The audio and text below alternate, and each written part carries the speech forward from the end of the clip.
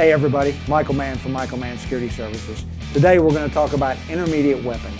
So if you carry a handgun at church, if you're part of the church volunteer security team, or if you have a concealed weapons permit, and as you go out running everyday errands or you're armed at work, this is going to be something that's going to apply to you. So I would say if you're armed with a handgun, you probably need to have an intermediate weapon. Now, before we get started, understand what we're going to talk about today. When we start to talk about intermediate weapons, batons, and pepper spray, you need to know the law in the state where you live, where you're going to carry obviously where you're going to carry the intermediate weapons, and you need to know what those training requirements are before you deploy or before you wear or go out in the public with an intermediate weapon. So let's talk about it very quickly. Let's move into it. What is an intermediate weapon? An intermediate weapon is nothing more than a tool that can be used when your empty hand control is not effective, but the use of deadly force is not going to be authorized. Deadly force, if you don't know, is any force likely to or intended to cause death or serious bodily injury. Now understand the use of intermediate weapons can cause death or serious bodily injury.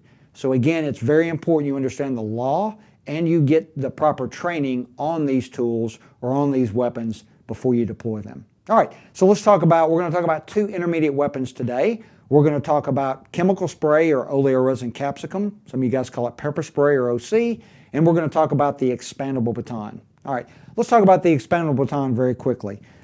Nice thing about an expandable baton, obviously it expands. If I want to close this stuff up and stick it in my back pocket, it's very easy to do so. It goes back here. I can get in a back pocket. I can get an expandable baton in a number of different lengths, 18-inch in length, 21-inch, which is what this baton is, and I can also get them in 26-inch length. The larger the length or the larger the baton, the harder it is to conceal, so something to think about. I like batons, but again, understand, like here in the state of Tennessee, for a private citizen to carry a baton, you have to be trained and certified and have a card on you at all times. So if you're outside the state of Tennessee, you need to research the law and know when you can and can't carry this. Our second intermediate weapon is oleoresin capsicum, or OC spray or pepper spray. Nice thing about pepper spray in the state of Tennessee, you do not have to be trained or certified to carry pepper spray unless you are working under an armed guard card, which means you're standing post somewhere and you're using your guard license to do that. Again, if you're in a state outside of Tennessee, look at the law. Again, back to Tennessee, if you're a private citizen not working under a guard card, the nice thing about oleoresin capsicum or pepper spray or OC spray, you don't have to be trained or certified to carry it.